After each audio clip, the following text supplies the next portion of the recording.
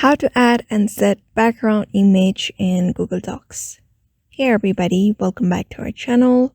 In today's video, we will be guiding you on how to add and set background image in Google Docs.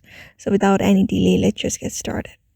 For that, open up your Google Docs and go to the Insert tab at the top right corner in top left and go to the image section, and you can just go ahead and upload that image from either your computer or you can also browse if you want. For now, I'm uploading it from my computer.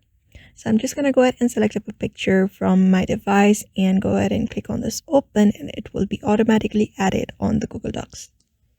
Once the image is added on your screen, what you're going to do is when you go ahead and select it, you'll be finding options like this one right here behind text.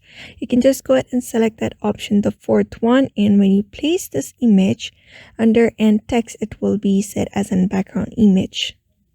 So that is how you add and set up a background image in your Google Docs. So follow the same methods.